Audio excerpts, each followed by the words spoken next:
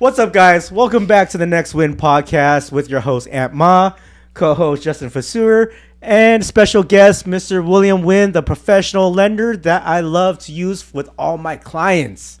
Thank you for being here. Thank you for having me again. Yes. Again Yes, and I again love and it. again. Again. And Thank speaking of again, the LA market is hot again. Yes. I know, I just saw. You showed me that video and I was like, what? Yeah, I saw it on my IG, right? Yeah. When I saw it too, I was crazy. like, whoa. I heard about it, like from other agents, like it's picking up.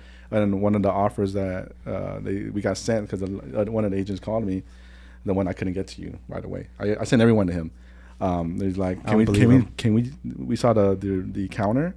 It was like 10 days contingencies for everything. Everything, like you're talking about appraisal, Loan, all right. Everything. And I'm like, I haven't seen one of these for since last year. Yeah. Like, wow. It's a sign that's picking up. All right, so before we get into a really deep conversation about this hot market, a quick word from our sponsors. Junbi Matcha serves high-quality matcha straight from the farms in Japan. The matcha leaves are hand-picked by farmers to create the purest form of matcha straight to your cup. They currently have 5 locations around the U.S., 2 of them being in the LA area, which is Roland Heights and Westwood, 1 in Princeton, New Jersey, 1 in Dallas, Texas, and their newest location on the Waikiki Beach in Honolulu, Hawaii. If you don't have a Junbi near you, you can always purchase their matcha tins or pre-made packs. The most popular are the blueberry matcha and the vanilla matcha. You can just mix it with water and you'll have the same great tasting Junbi teas at the comfort of your own home. So you were just talking about how the market is hot again because from your point of view, you get all the offers from other agents, right? Yeah. You have a whole list of agents that you use. Yep. And you're saying they're putting in 10-day contingencies. The counters. The counters. The counters are like 10-day contingencies.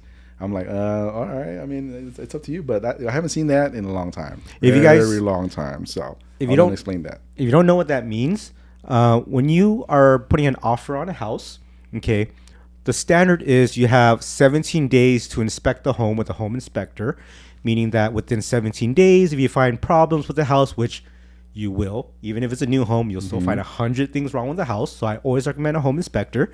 That you have 17 days to negotiate repairs or credit, anything. And then if nothing works out, you can back out, take your deposit back. Then you also have 17 days. If you don't get your loan approved, you can also get your deposit back. If your house gets appraised for a lower amount and you and the seller cannot negotiate anything, come with the middle ground to move forward, then you can also take your money back without any penalties. So usually you have 17 days for all those things, and William is saying that they're pushing for 10 days. Yeah.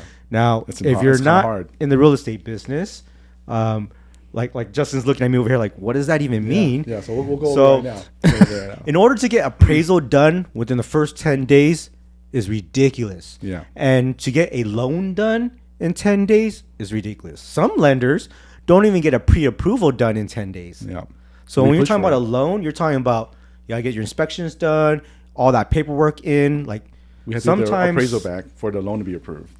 Yeah, because we want to make sure that so like a full approval, or like for someone to be comfortable. So like a loan contingency means it's basically to protect yourself, the buyer. Right. So let's say they're pushing for it, and the loan's like we're kind of iffy. Your income's kind of off, right, or the value's kind of off.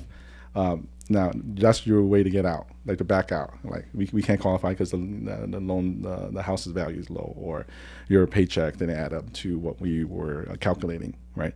So you can back out without losing your deposit. So there's always problems when you're doing a loan, always.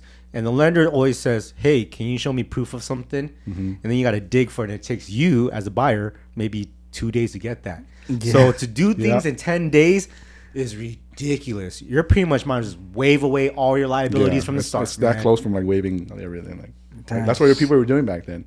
This is what they were doing in 2021 during the pandemic when they had long lines for an open house, maybe about 30 to 80 offers going out on a house. I remember in 2021, I was trying to buy a house in Lake Arrowhead with my buddies, right?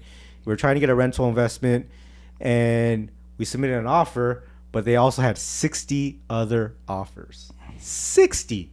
Okay, in a normal market, 3 offers is already a lot. Yeah. This is 60 during the COVID times. So for you to stand out, you're like, I'll waive everything. So that means you're in the game no matter what happens. Yep. That means if the appraisal messes up, I don't You're care. stuck. I'm going to pay for the difference. missing money Yeah, the in difference. between.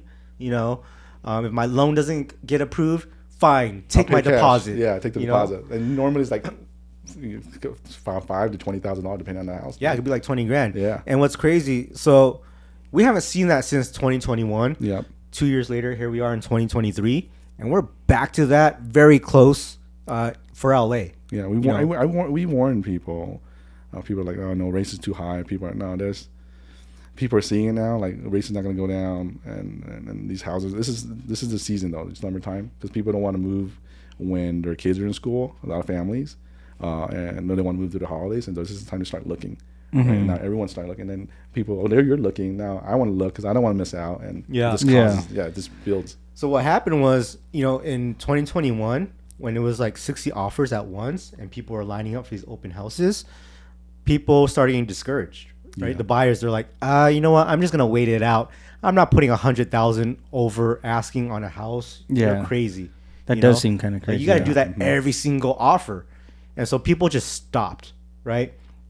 So for the last 2 years, my buyers were like, well, I stopped because I didn't want to put those high offers that weren't worth it, and then also now the rates are really high.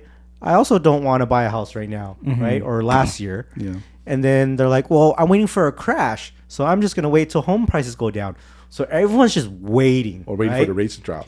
And in the last 2 weeks, they got that new program that came out that we talked about in the other episode, Dream for All program, where you get free money. And all of a sudden, everybody started calling us. They want to buy a home right now. So is that specific to that? Like, it's I just think California It at this point. like in California, I think it just lit up the man, like the fire that's been sitting there. Yeah. Right. And people are like, oh, now it's time to go. And now people are in the market, and they're seeing they're seeing oh snap, like there's a lot of people still looking to buy houses. They've just been waiting. And we warned them. We warned people like, hey, we said don't wait. Don't wait because everyone else is waiting, and look now it's the proof. There's a lot of people. Exactly waiting. what we said is happening right now. And another thing why people are coming out to buy homes is because once they heard about that free money program, even though they can't get the money anymore because they ran out of funds, now they're back into the industry and the knowledge of current updates, market updates, and they find out, oh crap, now the rates are FHA 5.875, conventional is 6.5%. A few months ago it was at 7.5, almost hitting 8. Yeah. So people are like, oh wow, here's our chance. So the rates dipped a little bit, and that's why also everyone's trying to buy a home again. And they're kind of realizing now that rates are temporary. Like you can lock in a rate. You're not stuck it's a 30-year loan, but you're not stuck for that rate for 30 years. Yeah. You can refinance 6 months down the line if the rates drop again. But you get in your house. That's the most important thing. So for some reason, everyone in LA, maybe there's just too many people, not enough homes selling. I don't know what it is, but I just this past weekend drove to LA to show a home to a client, and we went to this open house. It was in El Monte, and if you guys don't know El Monte, I would say about 10, 15 years ago, it was ghetto.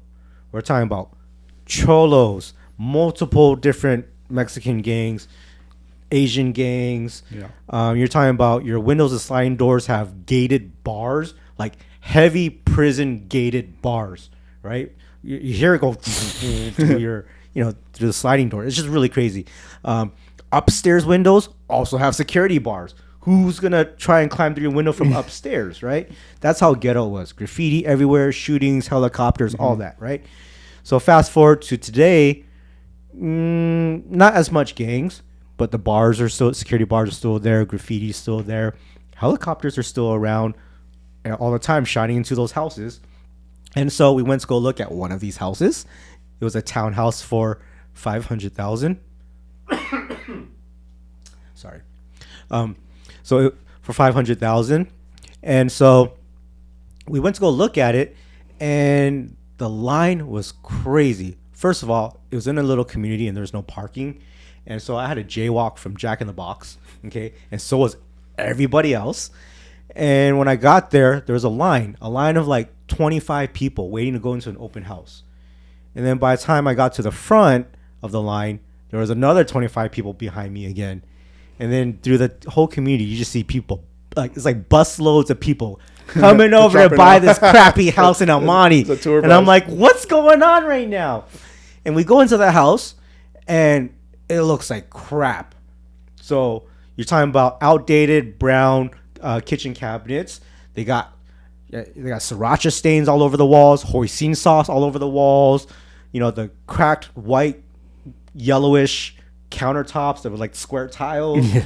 You know, it was just so bad. Like everything was destroyed in that house, and everyone wanted to buy it. And it would have. I would tell you right now, we are not putting an offer on such a crappy house, but it's gonna go $50K to $100K over asking in the ghetto. That's crazy. Like what is the value that people are seeing in that? Well, the problem is there's not enough homes for sale in San Gabriel Valley. Okay. Right? Everyone wants to live there. And all the Asians definitely want to live in SGV because of all the restaurants, the supermarkets. It's there for them, right? Because they came from other countries and that's what they need. And so when you're talking about places in Monterey Park, Alhambra, Arcadia that are like $1 million and over for like a 3-bedroom home, they're going to resort to places a little bit further, a little more not so good neighborhoods to try to get that deal. And they'll do whatever they can to get it because they're going to live in it forever. And then they are going to remodel it, put in $100K, you know, make it look really, really nice, which they can. But, you know, that's their plan. It's people in those situations. So you don't have many choices, you know. Yeah, that's what's creating the demand. Yep. There's a supply and demand right now.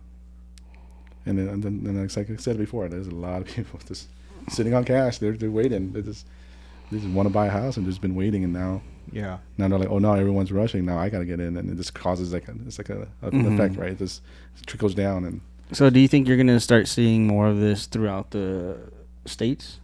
For sure. So right now in Las Vegas, because you know I also help people out here, and we're seeing houses sell faster.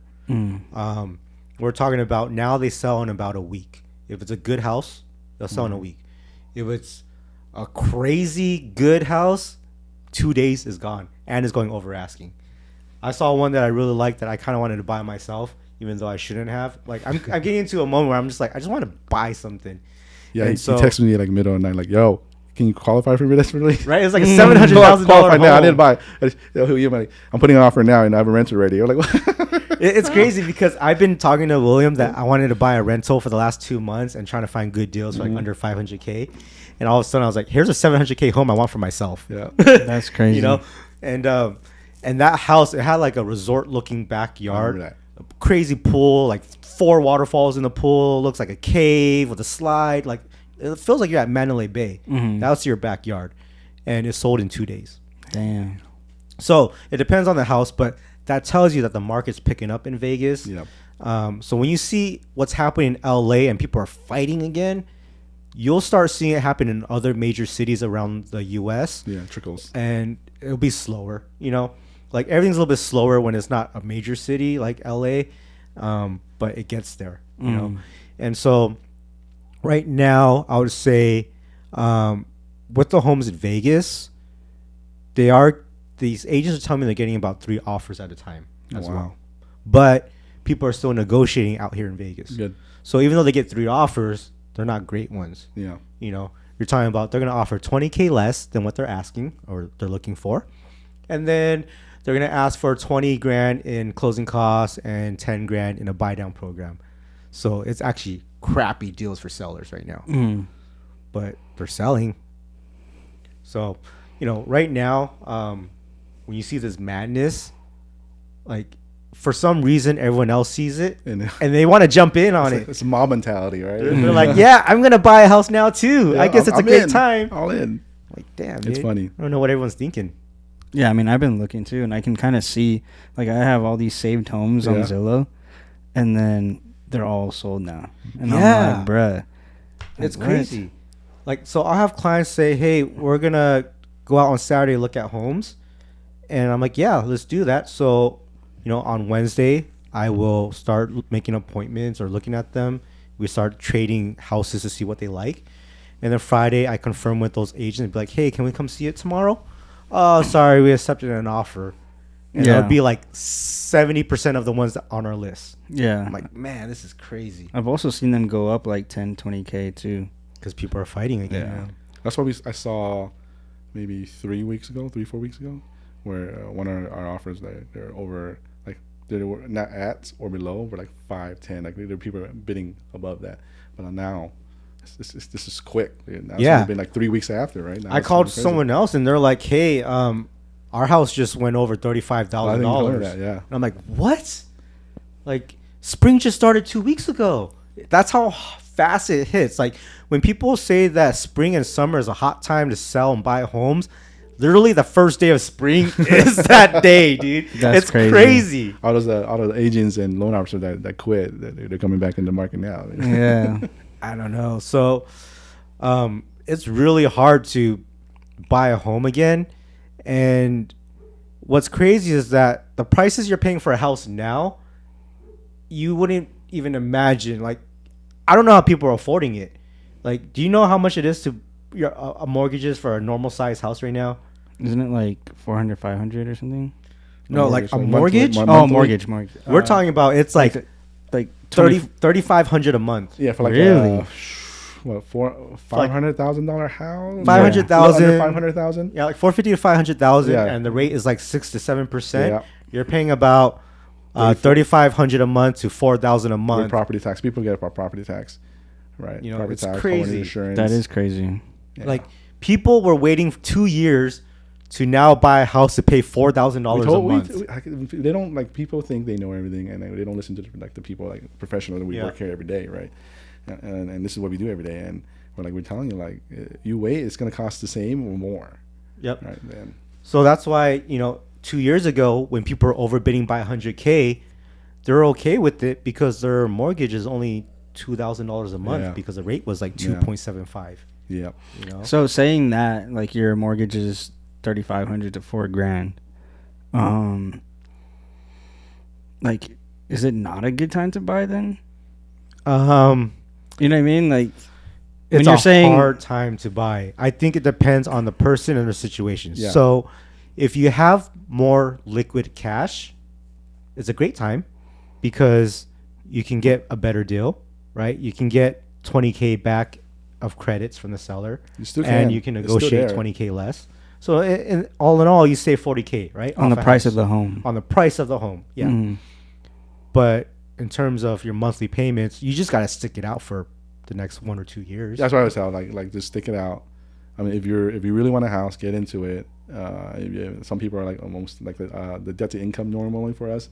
It's maximum like 50%, right? So that's 50, half of your income goes to your house. Yeah, that's crazy. And people have done that, and some people have gone to like 55%, right? There's programs that do that. But the whole thing is to kind of handle that for a year or two when rates drop, to refinance, and that's the whole point. Let's get in the house, refinance, and that payment will drop. But you get into the house without, it's overpaying basically. Mm. There's people out there who are 90-something% in loan to value debt. I'm not going to name any names, But. All I'm saying is those doctors and attorneys and all that, they're usually the high debt to income ratios. Why? Really? Because they want to keep up with the Jones, right? They want to have the biggest house. So it doesn't necessarily mean that they're in a better position. No. I mean, they are financially. I mean, like, they make a lot of money, but they spend a lot. Right? They spend a lot too. So they're basically expenses and it makes sense. Like they're trying to buy a $3 million home. Yeah. Right, and then they got a $300,000 Ferrari. Yeah. And a $300,000 Rolls Royce. Yeah. And then $1 million Lamborghini. More money, more problems. More money, more hit, more costs. It's a lot of debt. Yeah. Like you got cool stuff, but you still have that stress on your shoulders. You have to work. Yeah, they work hard. They work extra hard because you got to pay all of that, right? Yeah. And then he's like, damn, I got to do like 4 more heart surgeries just to cover the payments. That's why. That's the funny thing. That funny story is my cousin's anesthesiologist. Hi, John. Yeah. And James. But he said, he goes, because I had to go to knee surgery, and he goes, is the doctor young? And what kind of car he drives? Right? Make sure you check that, because what happens is if they drive an expensive car, they might just push the surgery because they need to make money, right? And for sure, then guess what? My first appointment, He's like, you need to do surgery. I'm like, let me get a second opinion. So I went to, I didn't see his car or anything, but back in my mind, right? I went to see another doctor, like one that was. This is the most popular matcha tin. It gives you the energy you need to prepare for your day without the crash, mainly because of its high quality. Make your own matcha at home with their daily ceremonial grade matcha. All you have to do is scoop, whisk, and enjoy. So this matcha tin is 100% pure shade-grown, finely milled matcha. It's sourced from a 100-year-old farm in Japan. It pairs deliciously with other ingredients, and it fuels you to prepare daringly for your adventures ahead. So my cousin's friend, and he was like, no, you don't need surgery. And like, whoa. Like, I mean, you can, but it's not necessary. Just give me a steroid shot, and that was it. What? So it's the same thing. Like, you got to watch out. Like, damn, you can't even trust. Did you ever find out what kind of car he was driving? I didn't find out what kind of car, but I think he was younger too, so he was kind of get. Yeah. You want the rule. I think the rule he told me is like a doctor. You want to see 10 years of experience after his residency. After the residency. After the residency. Yeah. All right. So like for him, he was like, he's an anesthesiologist. Don't look him up. But but he's been there a long time. But he goes, for the first 10 years after my residency, I was still like messing up. I was still learning. So 10 years the rule for doctors and stuff. So that's crazy, man. Yeah, that's super crazy. But yeah, they lifestyle, right? Mm-hmm. There are some smart doctors out there that they live under cost. Yep. I mean, we have clients right now that are like make really good money, and they're very cautious about what they spend. And I had clients last year, they make $400,000 a year. Both of them are doctors, right? But they're very cautious about how much money they spend. I think he drives. Yeah. When I was doing his calculation, they still rent, all right, and he drives like a '90s Ford Corolla. Right, so there's still people out there, but a lot of majority of them are like, yesterday, I'm a doctor, I gotta drive my Benz, right? Yesterday, I had a phone call with a new client, right? Her and her husband are pharmacists, right? And so the whole time she's like, I'm so stressed out. I don't know if I can afford a home. I don't know if I can even get qualified for a house. Like she was so stressed, and I'm like, you're a pharmacist, like you're good, like it's just crazy to me. Yeah. What I was thinking too is like, why would anybody buy a home right now when like we can have rent that's like $1,600 or something? I don't know where you're getting that rent from, because I live in Orange County. Rent. Well, I'm talking specifically here, in Vegas, yeah, because like right now we're paying $1,200, which is like good. I think you're lucky right now. You're very lucky. When I'm looking through all the statistics, a 3-bedroom home is about. Yeah, it can be $1,700 in a not high demand area, but in your high demand areas, they're like $2,400 a month. A 4-bedroom is about $3,000 a month in Vegas. So you're really lucky that you got $1,200 a month. Well, I mean, it's also a smaller like apartment. Yeah, but it's like I guess if you're gonna be paying that $45,000 or $4,000 mortgage, when you can rent a house for, I don't know, $2,500. So it depends on. Yeah, that goes back to, it depends on where you're at. Like in Orange County, 2-bedroom, 2-bath apartments, right? Townhouse style. How come you sound so sexy all of a sudden? Sorry, 2-bed. I'm voice to Ben, right? You're trying to seduce us? I'm trying to seduce everyone, but to buy a house. To buy a house. All right, go keep doing it. This is voice to Ben. This is voice to Ben style. I'm trying it out. No, but 1,100 square feet apartment for almost $4,000. Like I think $4,000 a month. Okay, yeah, that's stupid. Yeah. That's crazy, man.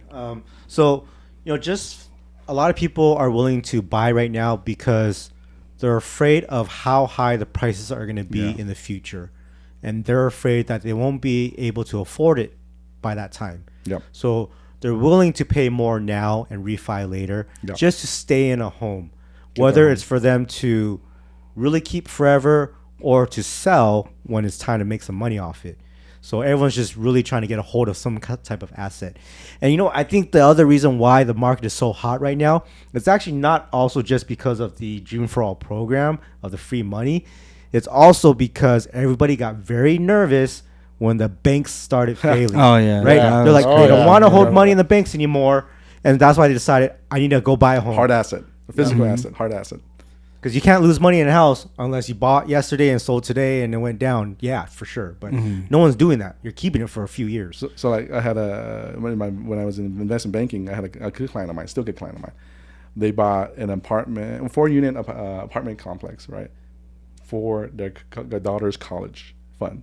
So they bought it a long time ago. Their plan was to keep it, right, a physical asset. Yeah. Keep it, and then once she graduated high school, sell it and use that to pay for her college. Instead of leaving it at the bank.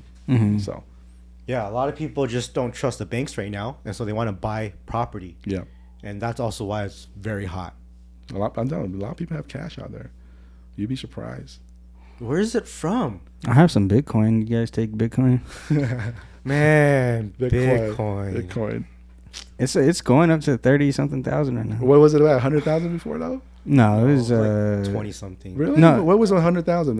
It wasn't. It got to like 65 or something like that. Yeah, that's a lot. Well, I got kind of screwed off Bitcoin, so I had my Bitcoin in a company called BlockFi. Yeah. And they went bankrupt in November of last year, and my money's been sitting in there, and I can't take it out.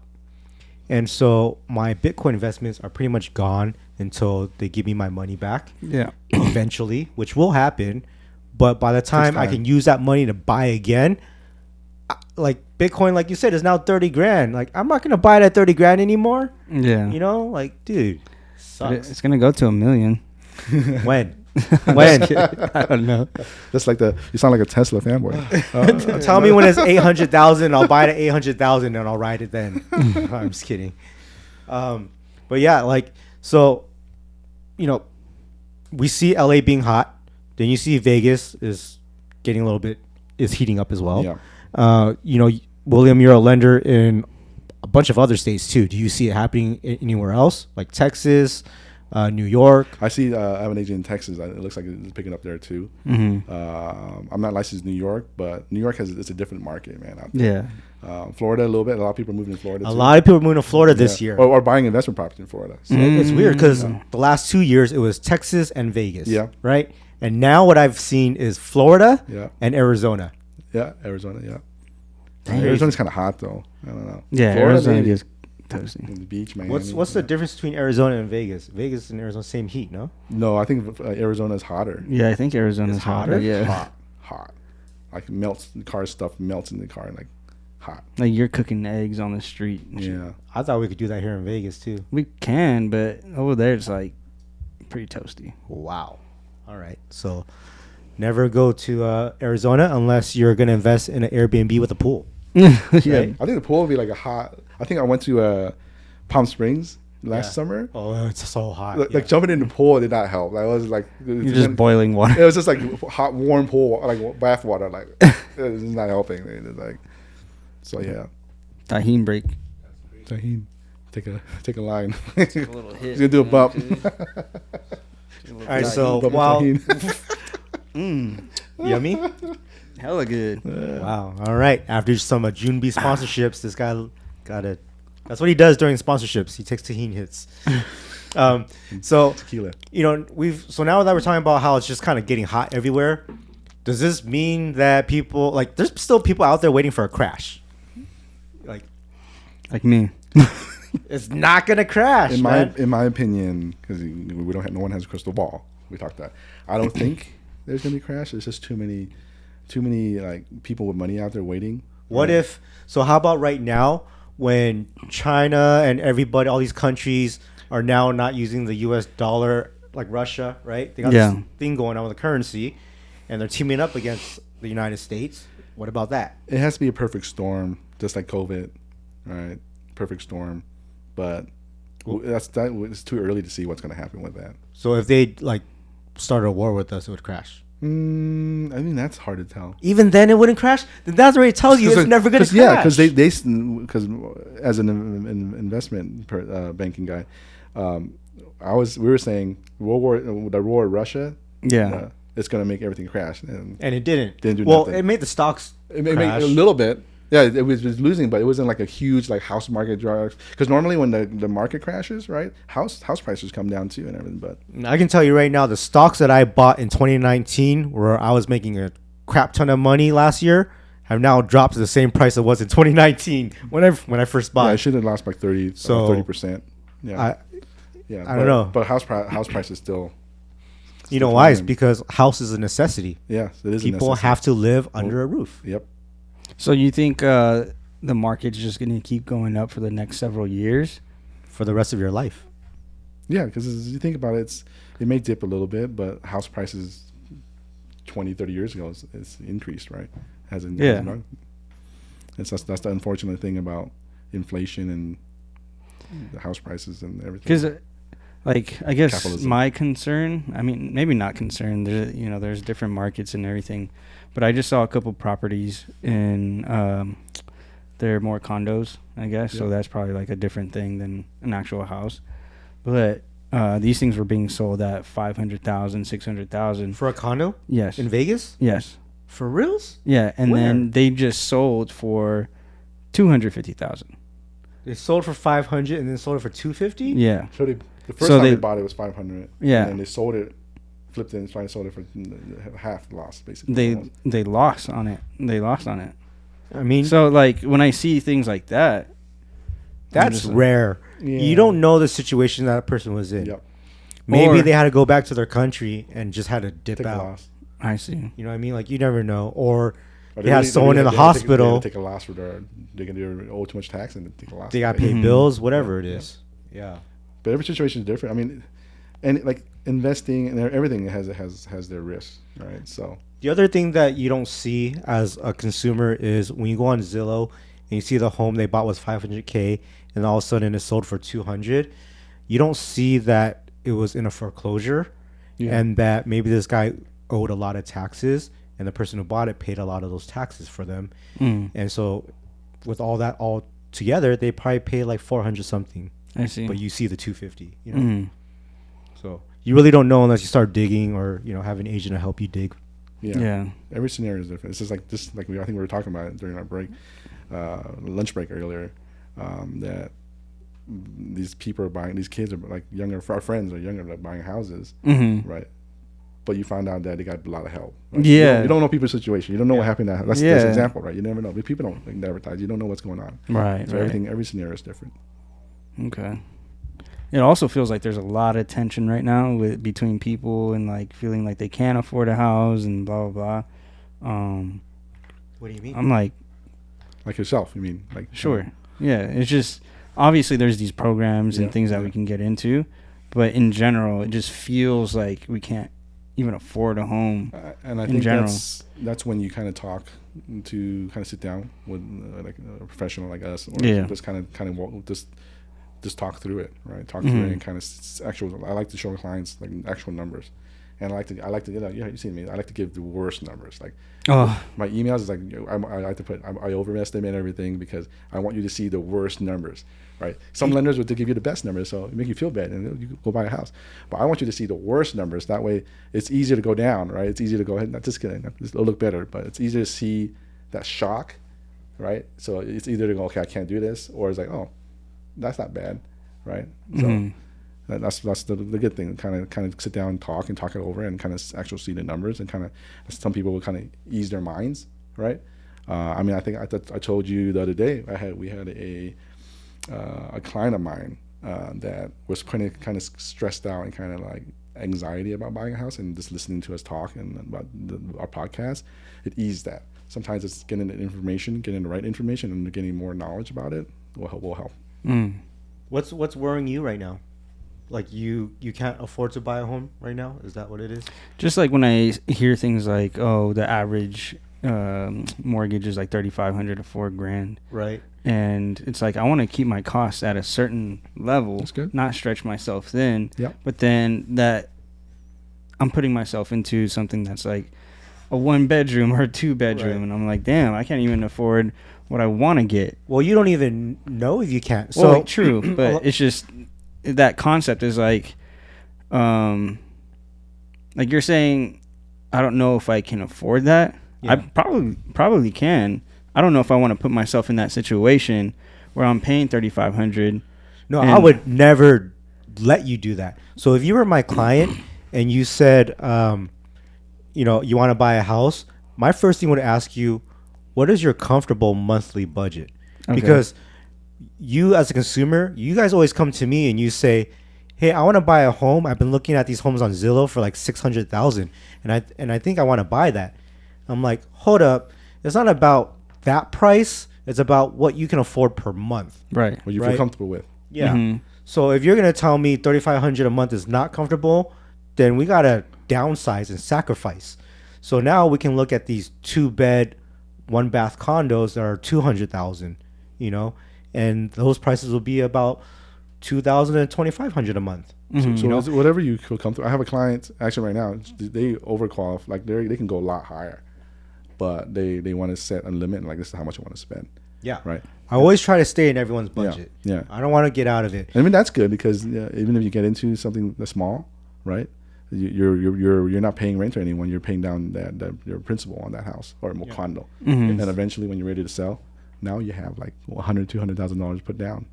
Yeah, it's a stepping stone. Yeah. So everyone thinks the first time you buy a home, you got to buy this dream home that you've been thinking about for the last 10 years in your head, right? The white picket fence, the large yard for a dog, or if you wanted a pool, all these extra bedrooms because you're going to have kids or friends come over, you're going to party, so you want a big living room and kitchen. Entertainment. Well, that's the American dream. That's what's being sold. So it's but like... the steps. You can't just skip to that. You can't just get that right off the bat. That's not normal. Yeah. You know, even when I bought my first home, I only bought what I could afford. $380,000, right? $60K down, and 2-bed, 1-bath, 750 square feet. You know, I just sacrificed, and it helped. Like, I don't need a big house at that time. It's just me and my wife. So like right now, you're not married. It's just you and your girlfriend. You don't need a 3-bedroom home right now. You can be fine with a 2-bed, 1-bath. And when you start growing, that's when you can think about selling that house and you made money off it. And now you can double up. Mm-hmm. You know? Do you think most people think about the dream home? All the time. Like 90% or something when like that? When you go shopping, I'm guilty. When I go shopping, I want, that's the house I want. Yeah. But you have to be disciplined. Like, okay, stepping stones. Mm-hmm. Right? Yeah. So. There's a lot of times when my clients show me homes that are 50 to 100K over their budget. Yeah. Over their pre-approval. Yeah, we gave them a pre-approval, right? Yeah, like, so, we gave you a pre-approval. Yeah, their pre-approval could be like, 400K, and they're looking at 550K homes. And I'm like, in my head, I don't want to be rude about it and be like, bro, you can't afford this. I'm just like, okay, I mean, you like this home? Let's go see it. Mm-hmm. So I'll spend a day looking at all these crazy homes that they can't afford. And then I'll hit up William. Hey, what do monthly payments look like? Yep. They don't ask me about that. I straight up go to William and say, let's do this for the clients. Let's tell them how much it costs a month, how much their closing costs are going to be, all that stuff. And then when he gets it from me and we tell them, they're like, oh, I don't want to do that. Let's bring it down a notch. Mm-hmm. I'm like, well, that's why I'm saying, like, when you actually see numbers, it's either going to make you, okay, this dream's out of reach, or, okay, I got to kind of lower down my standards, or I can do that. It's just not necessary, to have such a big house during an early age. And yeah, right, bro. CPR. I'm CPR certified. Sorry, I'm never gonna cough at this podcast again. Jeez, I choked. So, what was I gonna say though? What was I saying? I don't even know. House price, and I got distracted too. Me too. So, you never gonna stay there. Okay. So I always try to bring people back down to a level where they're comfortable, right? And so, like I said, it's a stepping stone. But what happens is that, damn, I forgot what I was gonna say, dude. Well, I think you're trying to say like, what I'm trying to say is it's a stepping stone, right? Like the statistic is, people don't stay in their house more than 5 years. Right? You just kind of plan. You kind of swallow that pill and be like, cool, I'm doing this for now. Right, to gain the advantage of like having property, and then when I sell it, I'll make some money and buy a bigger house. You can't just skip to that. What people don't know is that when you find your first dream home, it's your dream home until you find your next dream home. Yeah.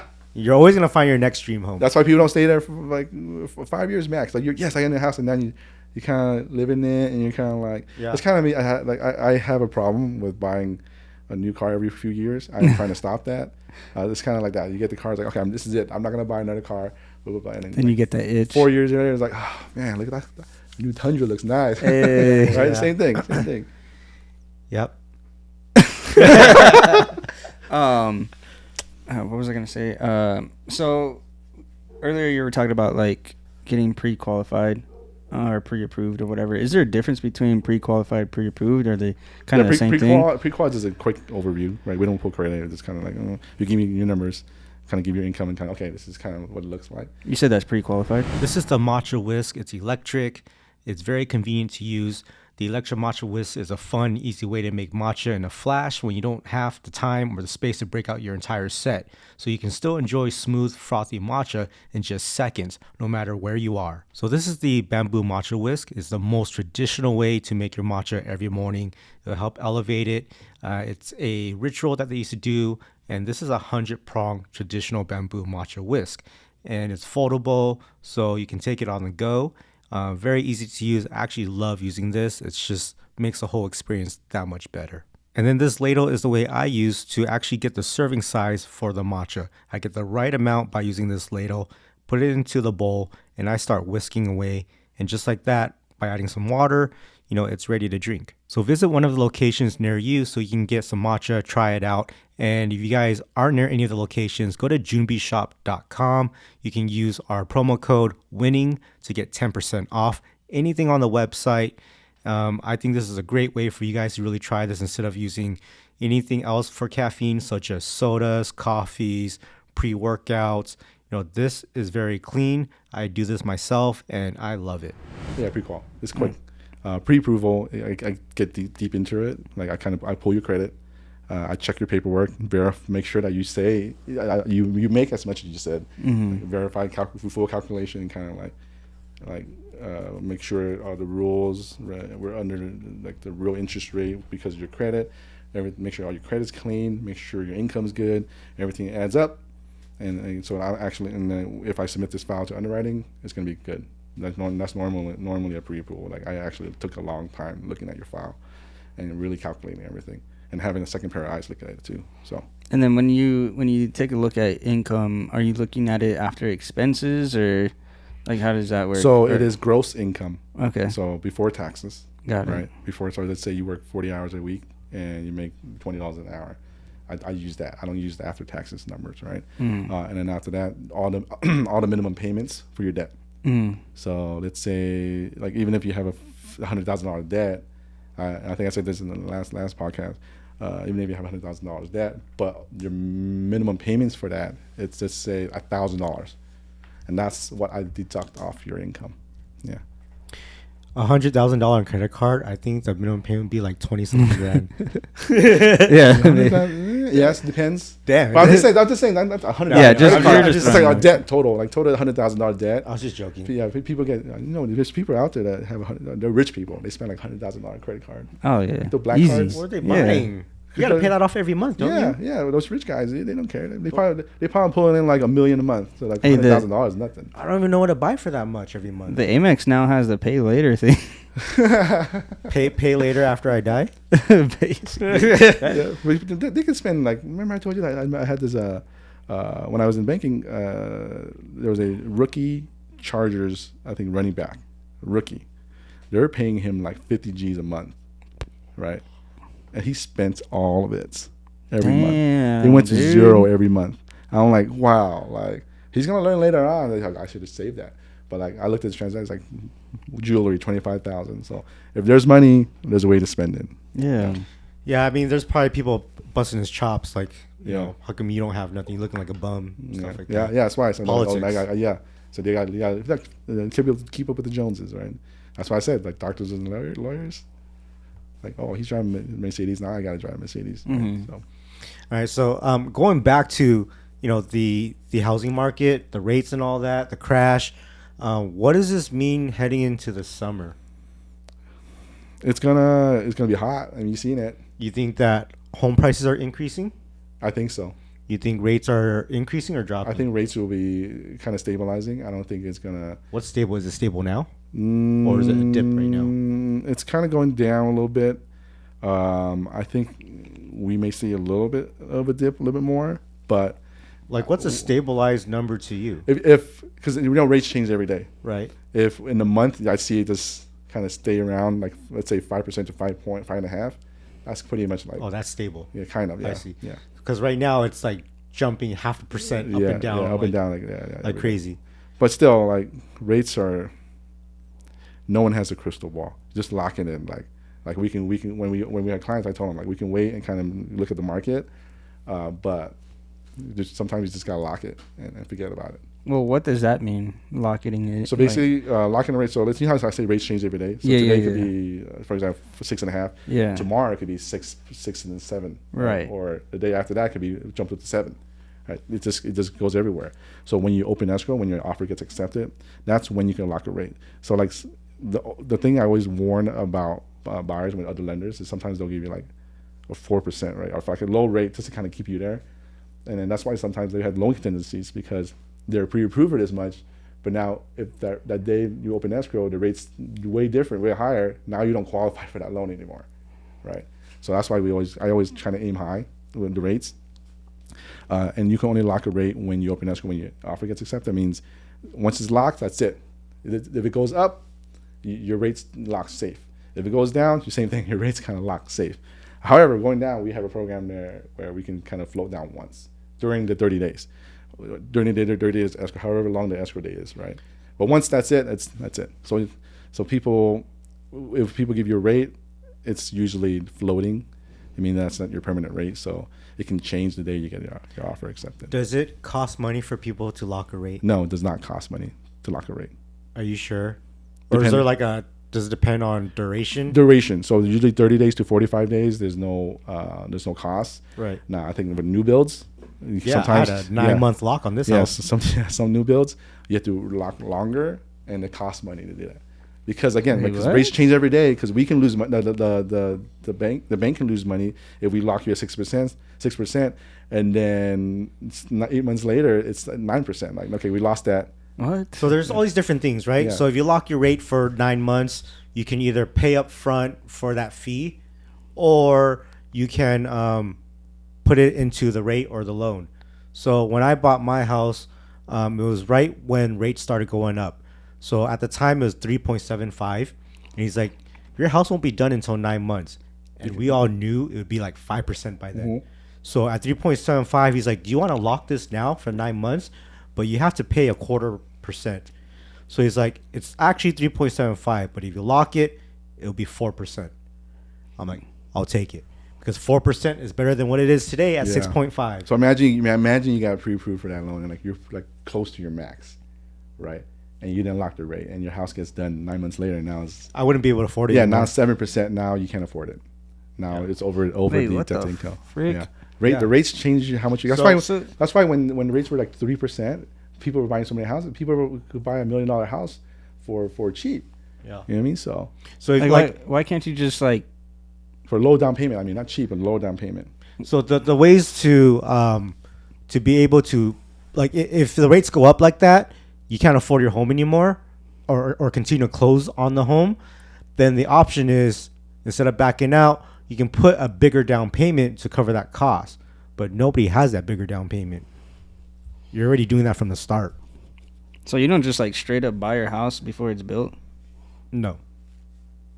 You put a reservation, like when you reserved your Humvee, right? Like kind of like okay. that. It's a deposit. Yeah. So you put a deposit down. You know, maybe it's like a 3% deposit. Hold your spot. To hold your spot.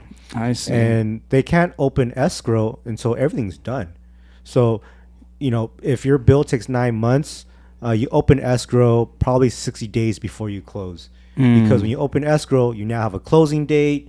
You can now start doing the loan. You can pull your credit. The appraisal starts happening. But prior to that, you don't have an appraiser coming because what is there to appraise? It's dirt. Yeah. Right?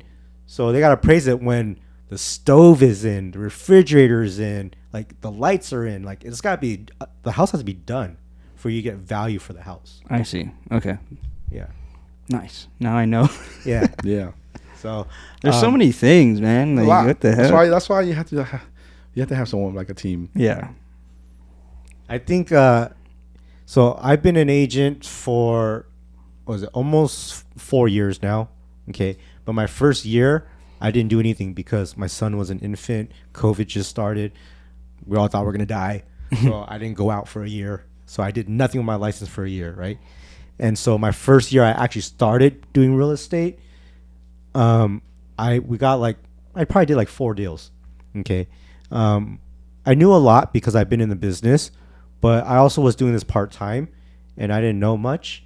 But just this year alone, this is actually my second year being full on into a full-time real estate agent. This is year 2 for me. And I have learned so much because I don't know. I just helped so many clients, but the knowledge I've gained in year 2 have expanded so much that like I'm just surprised of how much I've learned. So that's the thing I wanted to point out. Some agents out there, they'll be like, I'm in the business for 25 years.